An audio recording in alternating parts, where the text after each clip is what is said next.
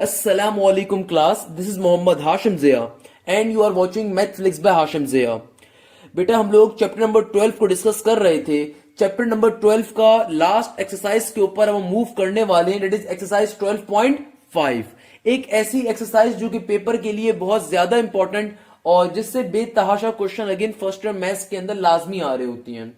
मैंने अभी तक आपको चैप्टर नंबर 12 की बाकी तमाम एक्सरसाइजेस कंप्लीट करवा दी हैं, तो अगर आपने वो एक्सरसाइजेस नहीं देखी और आप फर्स्ट टाइम इस चैनल के ऊपर आए तो बेटा मैं रिकमेंड करूंगा पहले आप पुराने चैप्टर नंबर 12 के लेक्चर्स जरूर ले लीजिएगा, नहीं तो आप इस लेक्चर से भी कंटिन्यू कर सकते हैं अगर सिर्फ इस एक्सरसाइज को समझना चाह रहे हैं।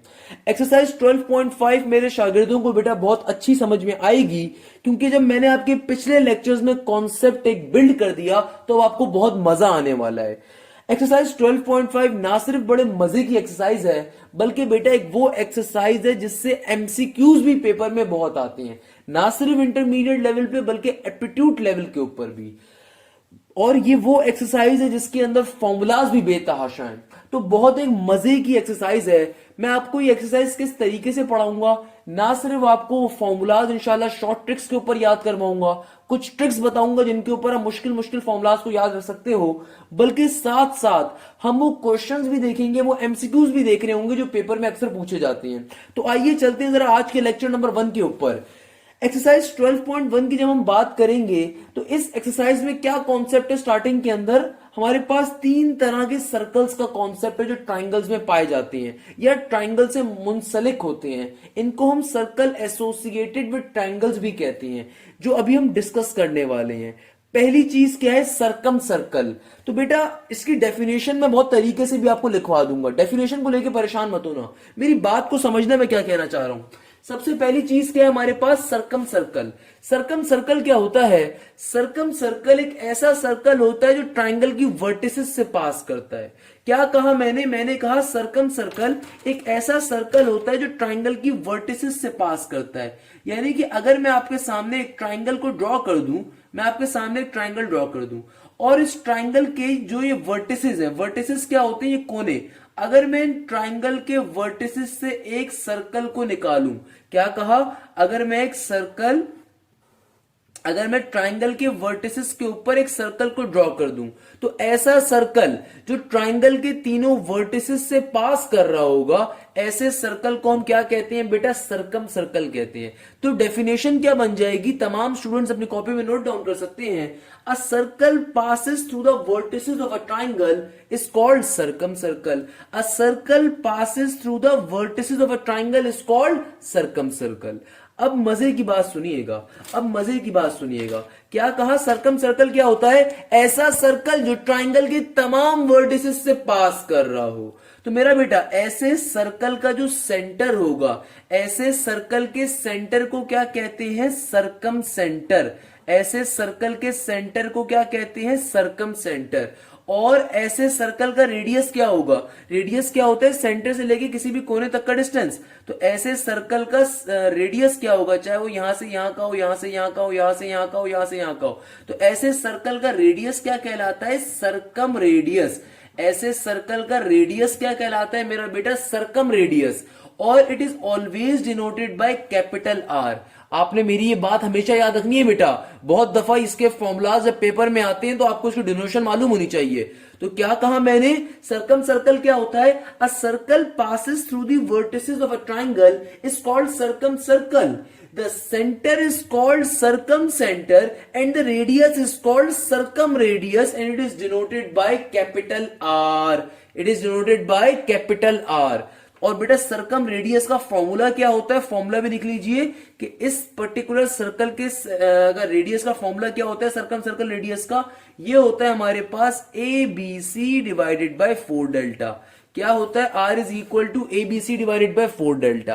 अब आपके जहन में आ रहा होगा सर ये ABC क्या है, मेरा बेटा जो अंदर ये ट्राइंगल बना हुआ है ना, इसके साइड A, साइड B और साइड C है, और ये ट्राइंगल क्या है, इस ट्राइंगल का एरिया ऑफ द ट्राइंगल। क्या कहा अभी तक, जल्दी से बात को रिपीट करेंगे, कोई मसले की बात नहीं है, तमाम स्टूडेंट्स को कॉन्सेप्ट क्लियर करेंगे इंशाल्लाह। तो सरकम सर्कल क्या होता है बेटा, ऐसा सर्कल जो ट्राइंगल के तमाम वर्टिसेस से पास कर रहा हो, ऐसे सर्कल को क्या कहते हैं? सर्कम सर्कल कहते हैं। और ऐसे सर्कल का जो सेंटर होता है वो क्या होता है? सर्कम सेंटर होता है। ऐसे सर्कल का जो रेडियस होता है वो क्या होता है? सर्कम रेडियस होता है। और इस पर्टिकुलर चीज का, इस सर्कम रेडियस का फॉर्मूला क्या होता है? R is equal to ABC divided by 4 delta. तो बेटा हमने बातों बातों में कई एमसीक्यूज अभी कवर किए हैं। बहुत दफा इसकी थ्योरी एमसीक्यूज में आ जाती है, बहुत दफा ये R का फॉर्मूला एमसीक्यूज में आ जाता है। तो हमने बातों बातों में 2 से 3 एमसीक्यूज अभी निकाल दिए, सही है ना? बहुत दफा ये एमसीक्यूज आ जाता है, the circle passing to the vertices of a triangle is known as dash, circumcircle, incircle, stripe circle, this circle, दो सर्कल। तो भाई क्या होता है? सर्कम सर्कल होता है। क्लियर है मेरा बच्चा? अब आते हैं दूसरी चीज के ऊपर। एक और बड़े मजे का कॉन्सेप्ट है। क्या कॉन्सेप्ट है? इन सर्कल का। भाई इन सर्कल क्या होता है? इन सर्कल कैसे क्या जाहिर कर रहा है? इन बोले तो अंदर। भाई देखो, रट्टे नहीं मारने। मैंने बहुत ज्यादा देखा है कि बहुत सारे टीचर्स इन चीजों के रट्टे लगवाते हैं बच्चों से, और बच्चा भी गधे की तरह रट्टे लगाता है। भाई अगर मेरे शागिर्द हो, रट्टा नहीं मारना। तो इन सर्कल क्या होता है बेटा? इन सर्कल नाम से ही जाहिर है, इन का मतलब अंदर, यानी कि ऐसा सर्कल जो ट्राइंगल में एग्जिस्ट करता हो। लेट सपोज देखो बेटा, मैं एक कुछ इस तरह का मैंने डायग्राम पहले बना दी कि आपको गलत ना हो जाए। क्या कहा कि अगर मेरे पास एक ट्राइंगल है, उस ट्राइंगल के अंदर सर्कल का एग्जिस्ट करना, उस ट्राइंगल के अंदर सर्कल का एग्जिस्ट करना। क्या कहा? इन सर्कल क्या होता है? किसी ट्राइंगल के अंदर सर्कल का एग्जिस्ट करना। इन सर्कल क्या होता है? ट्राइंगल के अंदर इन सर्कल का एग्जिस्ट करना, यानी कि एक ऐसा सर्कल जो ट्राइंगल के तमाम साइड्स को टच करे इंटरनली। आसान अल्फाज में इसकी डेफिनेशन क्या मैं कह सकता हूं? एक ऐसा सर्कल जो ट्राइंगल की तमाम साइड्स को टच कर रहा हो। कैसे? इंटरनली, यानी कि ट्राइंगल के अंदर फॉर्म हो रहा है। तो मेरा बेटा ऐसे सर्कल को हम क्या कहते हैं? इन सर्कल। और जाहिर सी बात है, ऐसे सर्कल का सेंटर क्या कहलाता है? इन सेंटर। ऐसे सर्कल का सेंटर क्या कहलाता है? इन सेंटर। एंड जाहिर सी बात है, ऐसे सर्कल का रेडियस क्या कहलाएगा? सेंटर से लेके कोने तक का डिस्टेंस क्या होता है? रेडियस। तो ऐसे सर्कल का रेडियस क्या कहलाता है? इन रेडियस। क्या कहलाता है? इन रेडियस। और ये स्मॉल आर से डिनोट होता है। तो बेटा मैं भी बहुत मजे के एमसीक्यूज आपको करवाऊंगा, जो कि बेतहाशा इंपॉर्टेंट भी होगा, मगर उससे पहले आपको एक कॉन्सेप्ट समझना जरूरी है।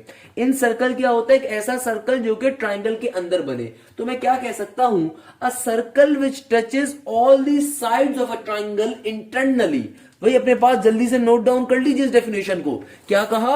A circle which touches all the sides of a triangle internally is termed as encircle, is termed as encircle, and the center is known as in center, and the radius is known as in radius, and it is denoted by small r.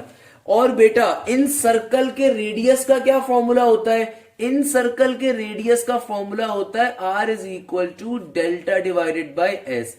ये incircle के radius का formula है। तो अक्सर वो पेशतर एक MCQs paper में आ जाता है। भाई ये बातों बातों में हमने 4 से 5 अपने एमसीक्यूज कवर कर लिए बेटा। अच्छा, पेपर में एमसीक्यूज कैसे आता है? या तो आपसे सिंपल डेफिनेशन पूछ लेगा सर्कम सर्कल के ऊपर, क्या सर्कल विच टचेस इंटरनली, तो क्या होगा? इन सर्कल। और एक सर्कल जो एक्सटर्नली टच कर रहा है वो क्या होता है? सर्कम सर्कल होता है। या एक सर्कल जो वर्टिस को टच करते हुए जा रहा है क्या होता है? सर्कम सर्कल होता है। तो या तो थ्योरेटिकल एमसीक्यूज आ जाएगा, तब आप इजीली कर लोगे, या फिर आपसे कोई फॉर्मूला पूछ लेगा सर्कम सर्कल का रेडियस का फॉर्मूला क्या होता है, या इन सर्कल का रेडियस का फॉर्मूला क्या होता है। ऐसा एमसीक्यूज भी आ सकता है। एक एमसीक्यूज जो यहाँ पे टिपिकल एमसीक्यूज है, जो अक्सर एप्टीट्यूड साइड पे आता है, जो मैंने नस के पेपर्स में बहुत देखा, जो मैंने इंटरमीडिएट साइड पे भी अच्छे कॉलेजेस के पेपर में देखा, वो एमसीक्यूज क्या है? वो कहता है if there is a triangle, if there is a circle associated with a triangle. क्या एमसीक्यूज आता है? If there is a circle associated with a triangle, find the what will be the radius. क्या कहा? If the circle is associated with a triangle what will be the radius. और नीचे 4 option given होते हैं, और let suppose उसने radius कहा R, उसने क्या कहा? Capital R. अब नीचे 4 ऑप्शंस के अंदर से ये वाला ऑप्शन भी होगा, ये ऑप्शन भी होगा, 2-3 और रेडियस के फॉर्मुलाज भी होंगे। अब जो नल्ला बच्चा है ना, वो देखेगा जो फॉर्मूला उसको याद है, उसने आंसर में टिक वो कर दिया। हालांकि उसने आपको क्वेश्चन में कैपिटल आर के रिस्पेक्ट से फॉर्मूला पूछा था। तो बेटा कैपिटल आर किसका रेडियस होता है? सर्कम सर्कल का। यानी कि उस पर्टिकुलर एमसीक्यू का करेक्ट आंसर क्या होगा? ये फॉर्मूला होगा ना। यानी कि आपके पास ऐसा क्वेश्चन आता है जिसके अंदर आर के ऊपर एग्जामिनर खेल रहा होता है। तो भाई कैपिटल आर क्या है? सर्कम सर्कल का रेडियस, और इन सर्कल का रेडियस क्या होता है? स्मॉल आर से डिनोट होता है। तो आपको ये वाली बात भी अपने जहन में रखनी है तो दोनों रेडियसेस, मगर ऑब्वियसली दोनों डिफरेंट है ना, तो इसके ऊपर भी एग्जामिनर खेलता है। क्लियर है भाई? तो आइए चलते हैं हम तीसरे टॉपिक के ऊपर कि भाई सर्कम सर्कल पढ़ लिया, इन सर्कल पढ़ लिया, एक और चीज क्या होती है उसको भी देख लेते हैं। अच्छा तो बेटा अब हमारे पास आता है एस्ट्राइब्ड सर्कल। एस्ट्राइब्ड सर्कल क्या होता है? ये तीसरी तरह का खास सर्कल होता है, और ये एक ऐसा सर्कल है, बड़े मजे का सर्कल है। यानी कि मैं क्या करूं, मैं आपके सामने एक ट्राइंगल को ड्रॉ कर दूं, मैं आपके सामने एक ट्राइंगल को ड्रॉ करूं।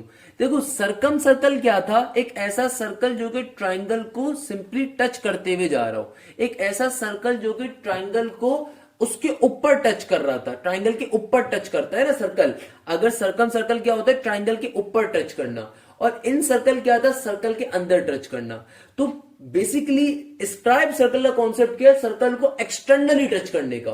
मेन जो एक्सटर्नली टच करने का कॉन्सेप्ट है वो स्ट्राइप सर्कल का है। आपके पास सर्कम सर्कल क्या होता है? ट्राइंगल के एग्जैक्टली सर्कम सर्कल क्या होता है? अगर ये मेरा ट्राइंगल है, ट्राइंगल के ऊपर फॉर्म होना, यानी कि वर्टिसेस के ऊपर फॉर्म होना। और इन सर्कल का क्या है? सर्कल के अंदर का। स्ट्राइप सर्कल क्या होता है इसको समझते हैं। लेट सपोज मैं एक ट्राइंगल ड्रॉ करूं आपके सामने, और इस ट्राइंगल के तमाम जो इसके ट्राइंगल के जो दो वर्टिसेस हैं उनको एक्सटेंड कर दूं। इस ट्राइंगल के दो वर्टिसेस को क्या कर दूं? एक्सटेंड कर दूं। अब अगर मैं एक सर्कल को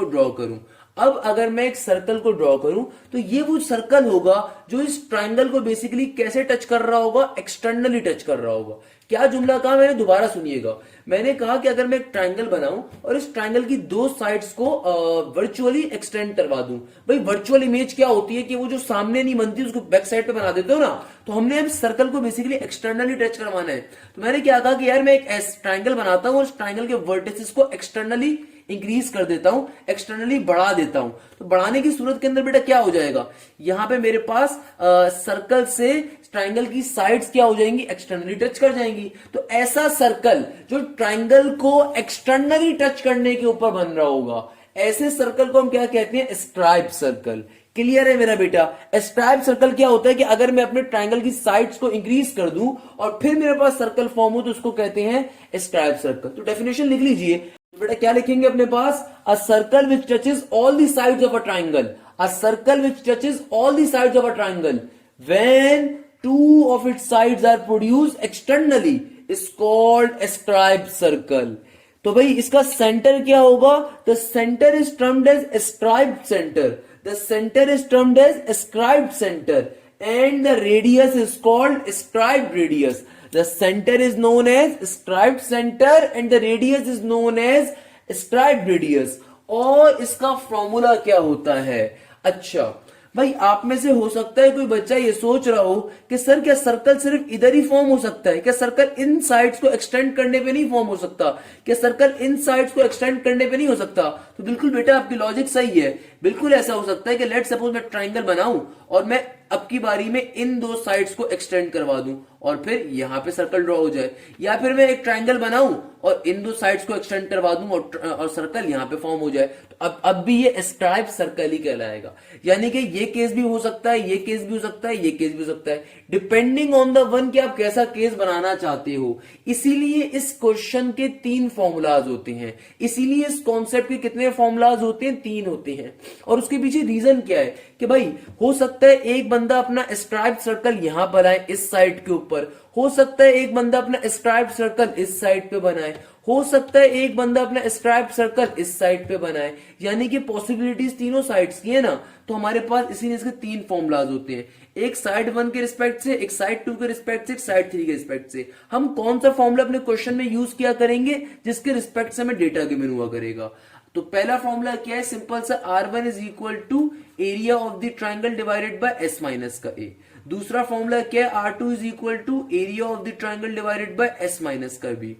तीसरा फॉर्मूला क्या है, R3 is equal to area of the triangle divided by S minus का C।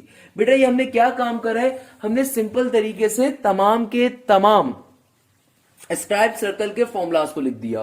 तो भाई अभी तक हम लोगों ने क्या डिस्कस करा है, जल्दी से उसको पढ़ लेते हैं कि अभी हमने इस लेक्चर के स्टार्ट के अंदर क्या बातें पढ़ी कि भाई सर्कम सर्कल क्या होता है। सर्कम सर्कल बेसिकली वो सर्कल होता है जो कि ट्राइंगल के वर्टिसेस पे बन रहा हो, या इन अदर वर्ड्स एक ऐसा सर्कल जो ट्राइंगल के ऊपर एग्जैक्टली बन रहा हो, इसको कहते हैं सर्कम सर्कल। इन सर्कल क्या होता है, एक ऐसा सर्कल जो ट्राइंगल के इंटरनली टचिंग के ऊपर बने, जो ट्राइंगल के इंटरनल टच करने के ऊपर या ट्राइंगल से इंटरनल टचिंग के ऊपर बन रहा हो, इसको कहते हैं क्या, incircle. And what is the stripe circle, एक ऐसा सर्कल जो ट्राइंगल के एक्सटर्नली टचिंग के ऊपर बन रहे हो, इसको कहते हैं स्ट्राइप सर्कल। तो बेटा ये जो रेडियसेस हमने पढ़े हैं बहुत काम के, इनके फॉर्मुलाज आपको अपने जहन में रखने हैं क्योंकि बहुत ज्यादा भी ये क्वेश्चंस के अंदर यूज हो रहे होंगे। तो चलते हैं अब जरा पहले क्वेश्चन की जानिब आपकी बुक के। तो एक्सरसाइज 12.1 के क्वेश्चन नंबर 1 की जानिब बढ़ेंगे। क्वेश्चन नंबर 1 का पार्ट नंबर 1, एक पार्ट मैं करवाऊंगा या चले 2 पार्ट मैं करवा लूंगा, बाकी पार्ट आप होमवर्क में सॉल्व करेंगे क्योंकि क्वेश्चन नंबर 1 के तमाम पार्ट एक ही जैसे हैं। तो बेटा मैं सारे पार्ट तो नहीं करवाऊंगा, ऑब्वियसली सी बात है, मैं आपको कोई से भी 2 समझा देता हूं एंड देन उसके बाद वाले पार्ट फिर आप घर पे बैठ के इजीली कर लेंगे। क्या कह रहा है क्वेश्चन नंबर 1 आपसे, सिंपल तरीके से कहता है find the value of capital R small r. कह रहा है क्वेश्चन कि भैया क्या निकाल के बताओ, कैपिटल आर और स्मॉल आर की वैल्यू बताओ। तो मेरा बेटा कैपिटल आर क्या होता है, सर्कम सर्कल का रेडियस, और सर्कम सर्कल क्या होता है, सर्कम सर्कल का रेडियस का फॉर्मूला क्या है, R is equal to A B C divided by 4 delta. और स्मॉल आर क्या होता है भैया, इन सर्कल का रेडियस, उसका फॉर्मूला क्या है, डेल्टा डिवाइडेड बाय एस। यानी कि हमें इस क्वेश्चन के अंदर, हमें क्वेश्चन नंबर 1 के अंदर तमाम पार्ट्स के अंदर कैपिटल आर और स्मॉल आर निकालना है। तो एक क्वेश्चन मैं आपको करवा देता हूं, बाकी क्वेश्चन आप इजीली सॉल्व कर लोगे भाई, है ना भाई, ऐसा ही है। तो मैंने एक क्वेश्चन मुश्किल से उठा लिया, अब इस क्वेश्चन को देख लेते हैं कैसे सॉल्व होगा। बेटा अगर आपने ये एक क्वेश्चन समझ लिया तो आप बाकी के 4 पार्ट्स इजीली सॉल्व कर लोगे और अभी बैठ के लाजमी करोगे। क्लियर है ना भाई। तो क्या कह रहे हैं इस क्वेश्चन में, आपसे कहा जा रहा है कैपिटल आर और स्मॉल आर की वैल्यू, यानी कि सर्कम सर्कल का रेडियस और इन सर्कल का रेडियस निकालना है। तो भाई कैसे सॉल्व करेंगे, देखो भाई तरीके से क्वेश्चन को सॉल्व करने में बढ़ेंगे। क्वेश्चन में हमें क्या क्या चीजें गिवन है, क्वेश्चन में हमें ट्राइंगल का पूरा स्ट्रक्चर गिवन है, हमें साइड ए की वैल्यू भी गिवन है, हमें साइड बी की वैल्यू भी गिवन है, साइड सी की वैल्यू भी गिवन है। साइड ए की वैल्यू क्या है मेरा बेटा, 10 सेंटीमीटर। साइड बी की वैल्यू क्या है मेरा बेटा, 8 सेंटीमीटर। साइड सी की वैल्यू क्या है मेरा बेटा, 5 सेंटीमीटर। क्लियर है भाई। अब हमें निकालना क्या है, क्या हमें आर चाहिए और स्मॉल आर चाहिए। क्या क्या चाहिए, आर चाहिए और स्मॉल आर चाहिए। सॉल्यूशन पे आएंगे मेरा बेटा, देखो भाई कैसे निकालेंगे। सबसे पहले लिखेंगे वी नो डेट। अब मुझे पता है कि भैया आर क्या होता है, आर होता है R is equal to A B C divided by 4 delta. R किसके बराबर होता है मेरा बेटा, A B C divided by 4 delta. अच्छा भाई आर क्या है, सर्कम सर्कल का रेडियस, तो सर्कम सर्कल रेडियस का फॉर्मूला क्या है, A B C divided 4 delta. अब मुझे क्वेश्चन में ए बी सी तो पता है, 4 भी नंबर है मुझे पता है, मगर ये डेल्टा नहीं पता। ये डेल्टा क्या है भाई, डेल्टा है एरिया ऑफ द ट्राइंगल, तो पहले ये एरिया ऑफ द ट्राइंगल भी निकालना पड़ेगा। सो निकाल लेते हैं भाई। क्या लिखेंगे यहाँ पे, एज वी नो डेट, और फिर सिंपल तरीके से एरिया ऑफ द ट्राइंगल को निकाल लेंगे भैया। तो मेरा बेटा एरिया ऑफ द ट्राइंगल कैसे निकालेंगे, हो सकता है आपके जहन में आपने पिछला लेक्चर ना लिया हो तो मैं बता देता हूं। मेरा बेटा जब कभी ट्राइंगल की तीनों साइड्स गिवन हो तो एरिया ऑफ द ट्राइंगल निकालने के लिए सिंपल तरीके से हीरोज लॉ को यूज करेंगे। और हीरोज लॉ क्या होता है भाई, याद है या भूल गए? हाँ भाई प्रैक्टिस कर रहे हो घर पे बैठ के, तो अगर प्रैक्टिस कर रहे हो तो आपको याद होगा।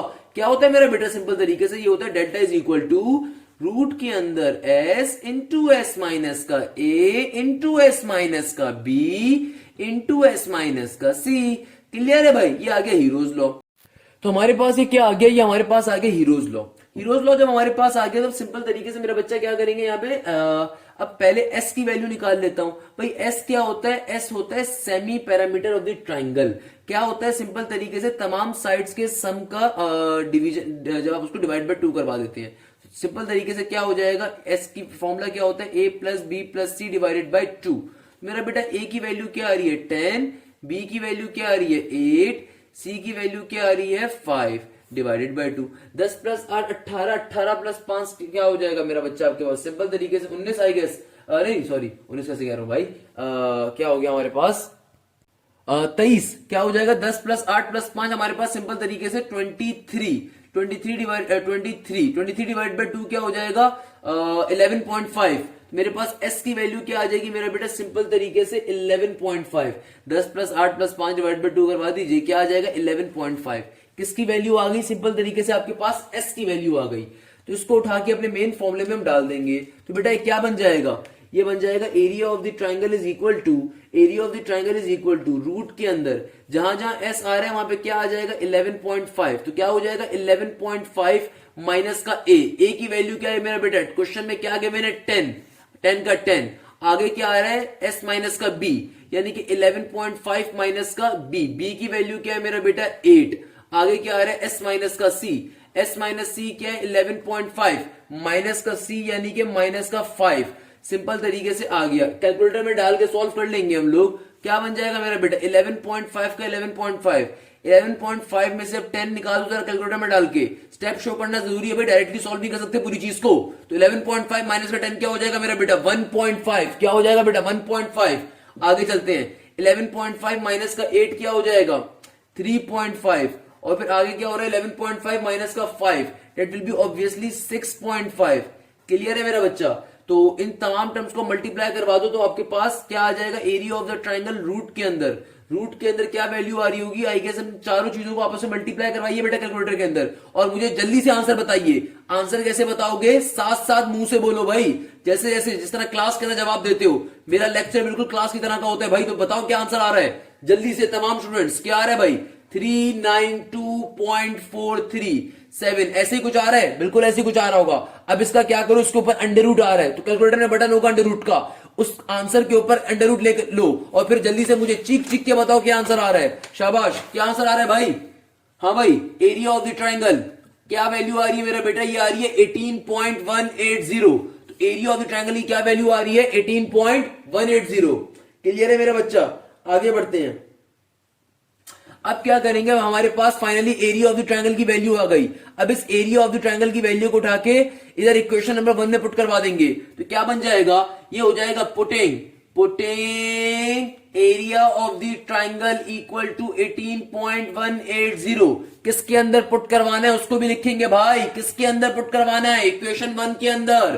तो क्या बन जाएगा, आर इज इक्वल टू क्या कह रहे हैं ए बी सी। तो मेरा बेटा ए की वैल्यू क्या है 10, बी की वैल्यू क्या है 8, सी की वैल्यू क्या है 5। तो A B C divided by 4 delta, delta क्या आ रहा है 18.180। सिंपल तरीके से आर की वैल्यू क्या आ जाएगी 10 इंटू 8 इंटू 5, क्या हो जाएगा मेरा बेटा 80, 80 5000, 80 इंटू 5 400। सिंपल तरीके से divided by 4 into 18 into 4 into 18 into 1.80, I guess it will be 72.6। तो 400 डिवाइडेड बाय 72.6 कर दीजिए जरा बेटा, आपके पास कैपिटल आर की वैल्यू आ जाएगी। I believe that will be 5.509 centimetre. हाँ भाई कैलकुलेटर में डाल के जरा आंसर बताइए मुझे तमाम स्टूडेंट्स की यही आ रही है, जल्दी से वेरीफाई करो भाई, बिल्कुल सुस्त नहीं पढ़ना। जिस तरह क्लास में लेक्चर लेते हो बेटा यहाँ पे वैसी लेक्चर आप ले रहे हो मेरे साथ, सही है ना भाई। तो आर कैपिटल आर की वैल्यू क्या आ गई 5.509, और सेंटीमीटर मैंने यहाँ पे क्यों लगाया, क्योंकि आपको क्वेश्चन में डेटा सेंटीमीटर में गिवन है। तो ये आपके पास किसकी वैल्यू आ गई, सरकम सर्कल के रेडियस की। किसकी आ गई भैया, सरकम सर्कल रेडियस की। अब क्या करेंगे, अब स्मॉल आर की वैल्यू भी निकाल लेंगे। स्मॉल आर क्या होता है मेरा बेटा, इन सर्कल का रेडियस। तो क्या कहेंगे, now for small r. Small r का फॉर्मूला क्या होता है मेरा बेटा, याद है या भूल गए, क्या फॉर्मूला है, R is equal to delta divided by S. क्या फॉर्मूला भाई, R is equal to delta divided by S.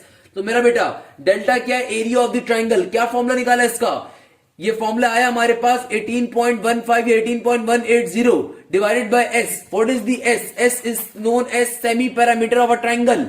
क्या है मेरा बच्चा, सिंपल तरीके से एस की वैल्यू क्या आई थी मेरे पास 11.5 आई थी। क्या आई थी मेरा बेटा, आवाज नहीं आ रही, 11.5।